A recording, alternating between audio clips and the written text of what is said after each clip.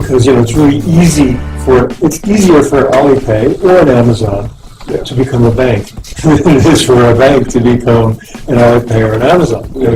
These are experts at the digital platform, and really, once they get to the point where they're able to buy a bank and license it in whatever domicile that they're interested in operating in, it's going to be, forgive me for being so blunt, game over for many of the incumbents who have not really. But do they even need to do that? I mean, do they, like Uber, do they need to actually approach it in buying a bank, etc., and all the legacy issues there? Why not? This is a new way, a new process. It doesn't require the same regulatory environment, etc., etc. I mean, that just destroys the existing model. The regulators will have to start again. Yeah, look, you think about it, there was a lot of talking about banking, right? I think Bill Gates, over 10 years ago, said it potentially best. Banking as a function is necessary, banks are not.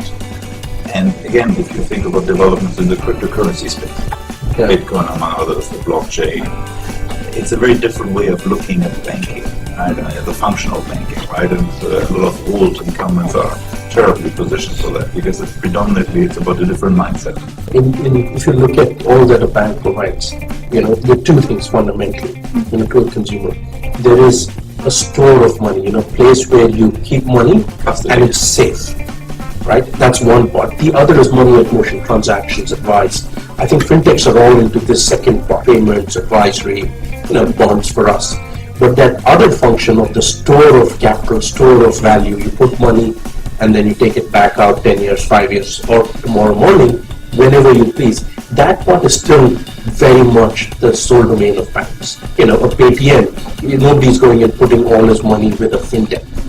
So I think that's one aspect where banks and licenses are still important. You need capital. So the point, I think, the euro making that when they buy a bank, the minute they do that with their massive market capitalizations, they will not worry for having enough tier 1 capital. So that will be the game changer. The ultra high net worth individuals, everybody thinking that will never go to a robot advisor to take, because they have their own family office that they can do, even if they basically take their things from there. Whereas the mass is retail business, that obviously we are talking about a creditor investor, and then this is the other game. But for ultra high net worth individuals or just high net worth individuals, maybe this can be the next solution, because the banks and this is how they perceive the client now, the banks just make money selling the products and they don't care about me anymore. I think I'd rather go to someone that is totally impartial to the business. So then I will go. When the banks realize about this, they will start to develop these apps or these fintech with it, because it's not about cost, it's about increment the margins for the side of the sales.